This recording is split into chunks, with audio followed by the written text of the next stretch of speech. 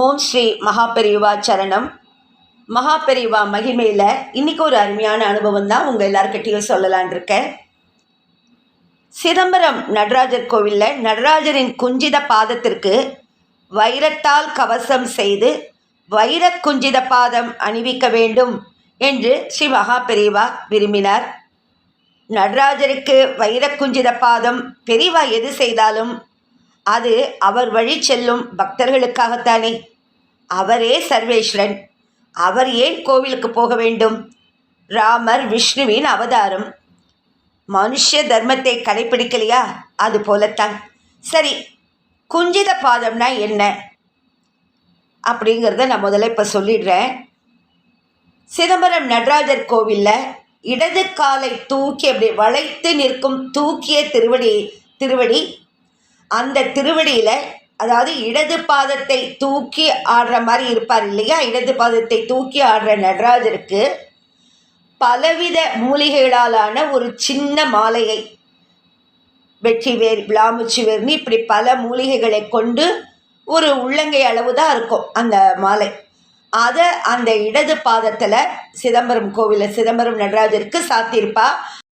அங்கே போய் சிதம்பரம் நடராஜரை தரிசனம் பண்ணினவாளுக்கு தெரியும்.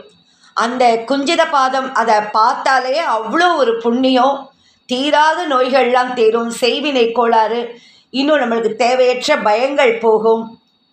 அந்த மாதிரி ஒரு விசேஷ சக்தி வாய்ந்தது. அந்த ஊர்லேயே வாங்குவோம், அந்த கடையிலேயே நிறைய இந்த மாதிரி குஞ்சித பாதம்னு அங்கே கேட்டால் சின்ன சின்ன மாலையாக கட்டி வச்சுருப்பா. பிரார்த்தனை பண்ணிட்டு தனக்கு ஏதாவது ஒரு பிரார்த்தனை இருந்ததுன்னா அந்த மாலையை வாங்கி கொடுத்து அர்ச்சனையோடு சேர்த்து அதை கொடுத்து அர்ச்சனை பண்ணி, நமக்கு பிராப்தம் இருந்தால் அந்த மாலை நடராஜர் பாதத்தில் சாத்தின மாலை நமக்கு திருப்பி பிரசாதமாக கிடைக்கும். அப்படி கிடைச்சா, நம்மளுக்கு கிடைச்சதுன்னா அதை பத்திரப்படுத்தி நம்ம வீட்டில் அதை நம்ம வாழ்நாள் பூரா வச்சுக்கலாம். அவ்வளோ ஒரு விசேஷம் வாய்ந்தது இந்த குஞ்சித பாதம்னு சொல்கிறது. இப்பேற்பட்ட குஞ்சித பாதத்துக்கு தான் வைர குஞ்சித பாதம் செய்யணும்னு மகாபெரிவா ஆசைப்பட்டார். இன்னொன்றும் சொல்லலாம். இந்த சிதம்பரம் நடராஜர் இடது பாதத்தை தூக்கி ஆடுறாரு இல்லையா, இடது பக்கத்தில் இடது பாகம் சக்தி தேவியோட அம்சம்னு சொல்லப்படுறது. அதாவது யமதர்மராஜன் மார்க்கண்டேயரை பாசக்கயிறு போட்டு இழுக்கும்போது மார்க்கண்டேயன் அப்படியே சிவசக்தியை அப்படியே இருக்க கட்டின்றாராம். சிவபெருமானை போய் இருக்க கட்டின்னு இருக்கார், தன்னை காப்பாற்ற சொல்லி. தன்னை சரணடைந்து தன்னை இறுக கட்டின்றதுனால தன்னோட பக்தன் மார்க்கண்டேயனை காப்பாற்றுவதற்காக தன்னுடைய இடது பாதத்தை தூக்கி எட்டி, இடது காலால் எட்டி உதைக்கிறார் சிவபெருமான் யமதர்மராஜனை. உதைச்சிட்டு அந்த மார்க்கண்டேயனுக்கு மோட்சத்தை கொடுக்கிறார் சிவபெருமான். அதாவது இடது பாகத்தில் சக்தி தேவி குடியிருப்பதால், சிவபெருமானின் இடது பக்கத்தில் சக்தி தேவி குடியிருப்பதால் அந்த இடது பாதல், அந்த தூக்கிய திருவடியில் சக்தி தேவி இருப்பதாக சொல்லப்படுகிறது. அதனால் அந்த அப்பேற்பட்ட அந்த தூக்கிய திருவடிக்கு சாத்தப்படும் இந்த குஞ்சித பாதம் ரொம்ப ரொம்ப விசேஷமானது. அந்த குஞ்சித பாதத்துக்கு தான் வைர கவசம் சாத்தணும்னு பெரிவா ஆசைப்பட்டிருக்கா. இப்போ அது எப்படி அவர் நிறைவேற்றினார், எப்படி செய்தாருங்கிறத இப்போ பார்க்கலாம். சரி, இப்போ குஞ்சித பாதம் செய்யறதுன்னு தீர்மானம் பண்ணியாச்சு. மடத்தில் ஸ்ரீகாரியம் மற்றும் சில முக்கியமானவர்களை அழைத்து டிஸ்கஷன் முடிந்து டெசிஷனும் எடுத்தாயிடுத்து. அடுத்த ஸ்டெப்பு அளவு வேணும்.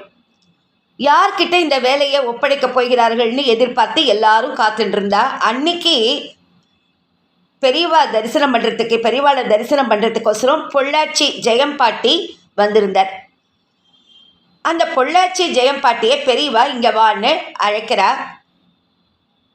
இங்கே பேசினதெல்லாம் கேட்டுருந்தியோனோ அப்படின்னு கேட்குறா பெரியவா. அந்த அம்மா சொல்கிறா, ஆமாம் கேட்டேன். பெரியவா சொல்கிறா, சரி, சிதம்பரத்துக்கு போய் நடராஜர் குஞ்சித பாதத்தோட அளவை எடுத்துட்டு வா. ஜெயலக்ஷ்மி அம்மாவுக்கு ஒரே ஷாக்கு. எவ்வளவோ விஷயம் தெரிஞ்சவாளெல்லாம் இருக்கும்போது தன்னை போக சொல்கிறாளேன்னு ஒரு தயக்கம். மெல்ல மறுபடியும் கிட்ட போய் நானா போகணும் அப்படின்னு கேட்குறா. உடனே பெரியவா, ஆமாம் ஆமாம், நீ தான் போகணும், போ. கூட நின்றுட்டு இருந்த ஒரு பெரியவர், நான் வேணா கூட போகட்டுமான்னு கேட்க, வேணாம் வேணாம், அவளே போகட்டும் அப்படின்னு சொல்லிட்டா பெரியவா. பெரியவா சுப்ரீம் கோர்ட்டு, அப்பீலே கிடையாது, சொன்னா சொன்னது தான். ஜெயலட்சுமி அம்மாள் சிதம்பரத்துக்கு கிளம்பி விட்டாள். சிதம்பரம் நடராஜா சந்நிதியில் நின்று கொண்டு சிலரிடம் பேச்சு கொடுத்து பார்த்தாள். யாரும் கண்டுக்கலை. ஒரு நாள் பூராவும் ஒன்றும் நடக்கலை. மறுநாள் காத்தால சன்னதியில் நின்றுருந்த போது ஒரு வயசான தீட்சிதர், என்னம்மா நேத்திலேருந்து நிற்கிறியே, உனக்கு என்ன வேணும் அப்படின்னு கேட்குறார். அம்மா விஷயத்த சொல்கிறா. என்னடா இது, மடிசார் கட்டிண்டு ஒரு பெண்மணி பெரியவா அனுப்பினார்னு வந்து நிற்கிறாளே, உண்மையா இருக்குமான்லாம் அவர் நினைக்கல. இங்கே வான்னு சிற்சபைக்கு அழைத்து சென்றார். ஒரு வாழை நாரை எடுத்து நடராஜரின் குஞ்சித பாதத்தை கணக்காக அளவெடுத்து அம்மாவிடம் கொடுத்து பெரியவாளுக்கு நடராஜாவின் பிரசாதத்தையும் கொடுத்து அனுப்பினார்.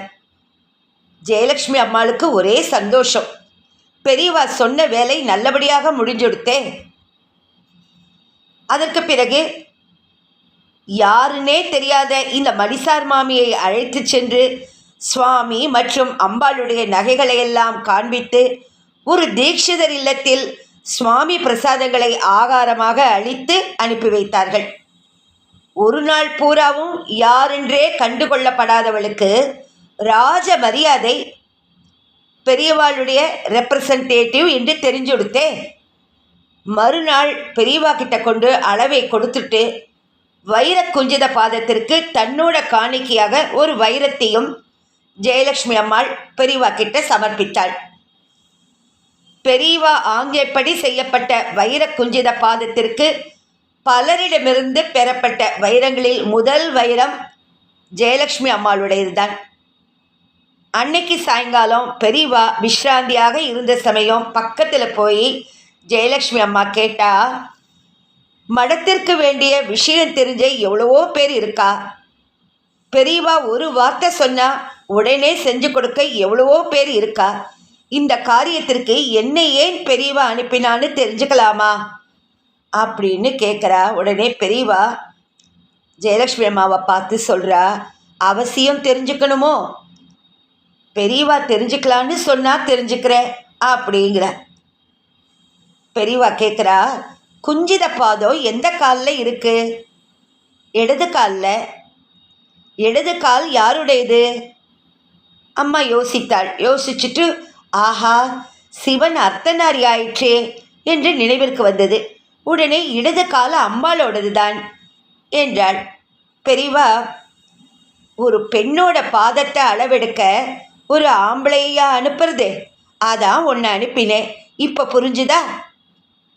எப்படி பாருங்கோ, இடது பாதம் அம்பாளின் அம்சங்கிறதுனால ஒரு பெண்ணை அனுப்பணும்னு அந்த நேரத்தில் எதேச்சியா ஜெயலட்சுமி அம்மாள் அங்கே வந்து சேர, ஜெயலட்சுமி அம்மாள் ரொம்ப தீவிரமான பக்தை மகாபெரிவா மேலே, ரொம்ப வருஷமாக வந்துட்டுருக்கா. சரியான ஒரு பெண்ணை தேர்ந்தெடுத்து பெரியவா அனுப்பிச்சு அதை நிறைவேற்றியிருக்கா.